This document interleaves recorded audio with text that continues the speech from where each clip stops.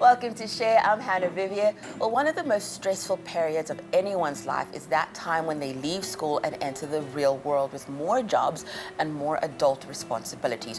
Why are changes in our lives so stressful, and what advice can be given to those heading into a new environment, whether heading to university or even to a new school where one has to make new friends? It's all up for discussion right here on Share.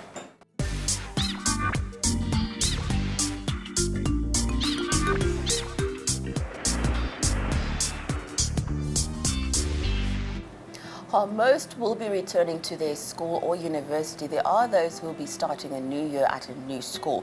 Joining us to discuss the topic are SADC Ambassador Nazia Ismail and clinical psychologist Joanna Clearville. Thank you so much for joining us, ladies. I'd like to delve right into it. I'd like to start with you, Joanna. When we're talking about a new thing that's coming and it's change, and I think for most people, any kind of change can be a little bit terrifying. Absolutely, and if we think about one of the most fearful things that most of us encounter, whether you're 2 years old, moving away from your mummy's lap, to starting, preschool and starting grade 1, to going to high school and then starting a new job. So any major transition, the most frightening thing that anybody can face is the unknown, not knowing what the future will hold, and then the feelings of feeling out of control, not being able to cope. How will I manage? The worries and anxieties about, will I be accepted? Will I manage? Will I cope? Will I be accepted? Will I be able to get through this time quite masterfully? Is a feeling that all of us carry. Nazia, I'd like to ask you though, somebody calls SADC and says, this is what I'm feeling. I would imagine that you would have to give them steps of, first let's bring it into perspective. What kind of advice would you give them? The first thing that they need to understand is that there's nothing wrong with them. Just because you're not easily adjusting to a new situation, it's nothing to be ashamed about. There's nothing wrong with you. You're reaching out, you're asking for help, and reaching out to SADC, you'll just find a counselor at the other end who'll be able to guide you, find out what is making you nervous, why are you finding it difficult to adjust, and offer you a resource closer to you that would be able to help you a bit better adjust to the situation. And Joanna, I remember when I was in school, in high school, worst 5 years of my life, and I think for some people, not everybody has that. I mean, some people would tell me it was like the best time of their life. I'm like, what are you talking about? It was absolute trauma for me. And I remember the 1 year, particularly when I was going into the 9th grade and breaking out in my arms and my parents trying everything and they didn't know what was going on. And then somebody said to my mom, your daughter is terrified about going back to school. And they didn't realize that what I was going through was because of this fear and this anxiety. So maybe that's a bit of an extreme case that I had, but just speak to us about some of that anxiety that young people are going through of, I don't know what to expect with this new year that's coming. Sure. It sounds to me that you're the kind of person that may not verbally express your anxieties, but internalize it. And typically people that internalize will manifest in physiological symptoms: skin rashes, eczema, blotches, redness, and heat rashes and so forth. So it's really important to understand if you've gone through a medical practitioner and they've not been able to diagnose a medical condition, and it usually is a psychological or psychiatric illness, like, for example, extreme anxiety. But I would also think that Nazia, I want to bring this to you, that for me, I don't think it was just that anxiety.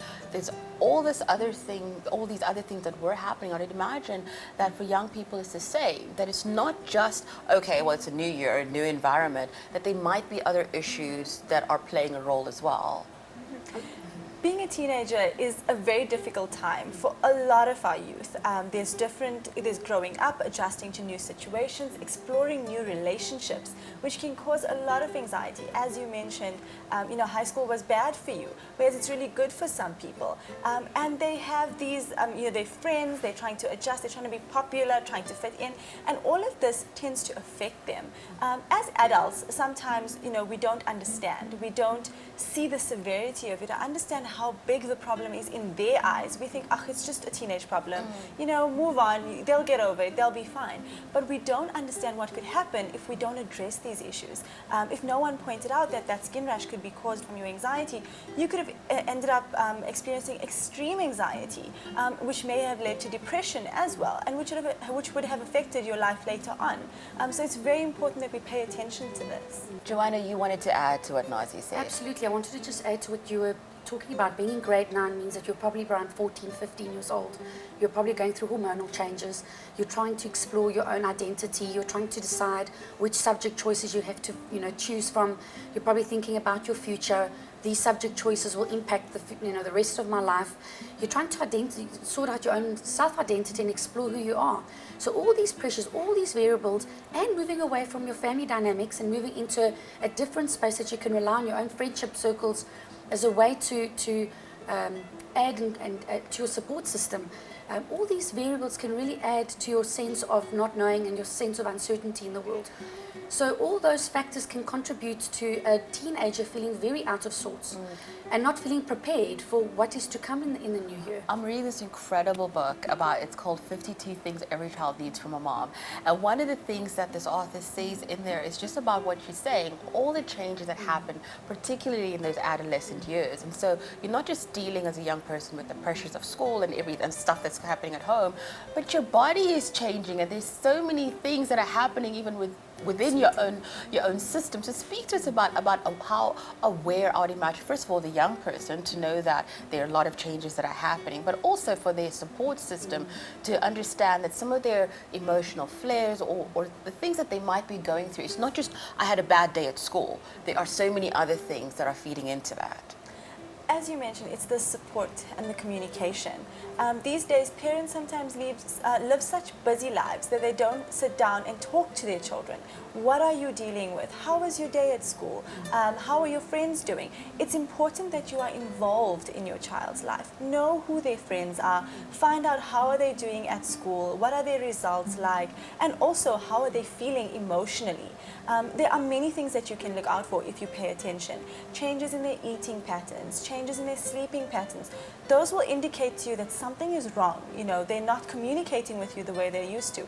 And the biggest thing is, if you know that something has changed, address it as soon as possible in order to not regret it later on. Because sometimes it's almost as though I listen to some of my friends who have children in this age group, and it's so much about the academics that are happening and just the rush and the amount of pressure that children have when it comes to the schoolwork and then the extramurals. And I'm thinking, but when is the discussion? I mean, I have the luxury because my children are still really small, but I'm thinking, when does that happen, that conversation of what is actually going on in your life? And I would imagine that is just as important as what they're doing at school and the results they're bringing at home. And I think when we think about teenagers, we kind of think of them as very ambivalent and disconnected. So you ask your teenager after fetching them from school, how you're doing, they'll sound fine. And they're generally quite shut off. Don't use that as a way to switch off and disengage.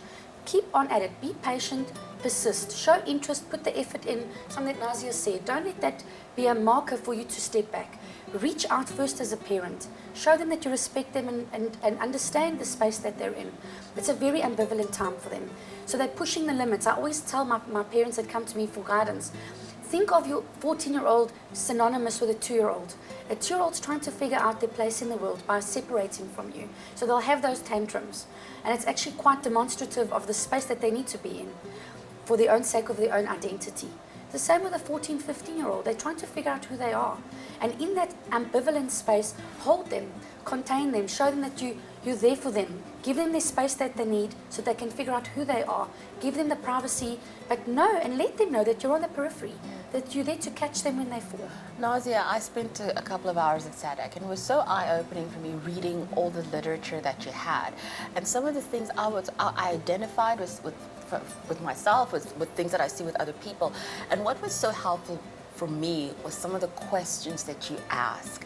And I think when Joanna is talking about how was your day, it was fine, and then it ends there.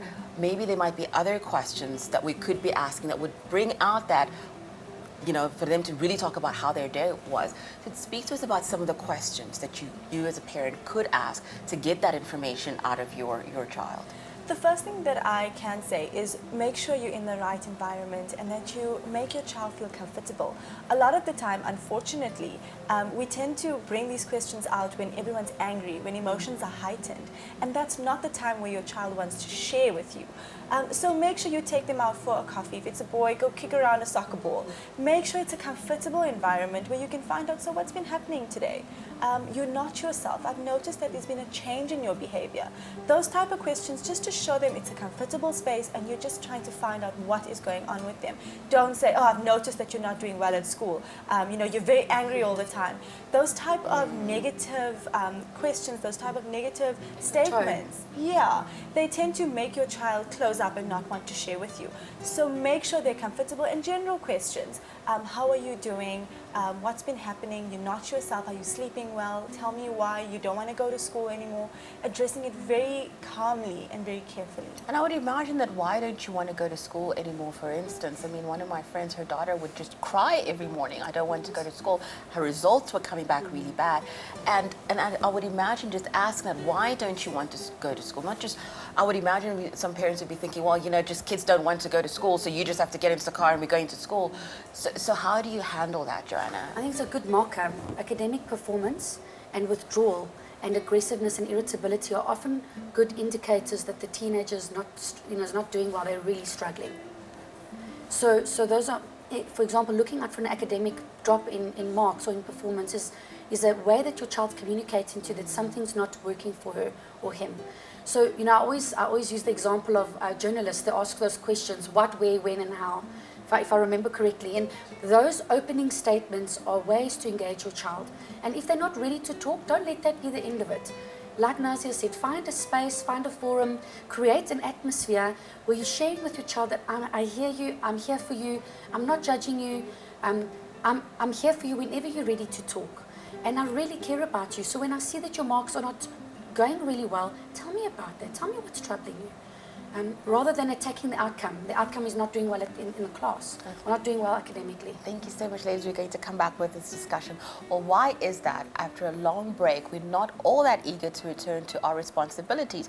Yet when that first day of school or that first day of work arrives, it's as though we were never gone. When we come back, Joanna and Nazia are going to shed some light on the reason why we often feel so daunted by the prospect of returning to our normal routines.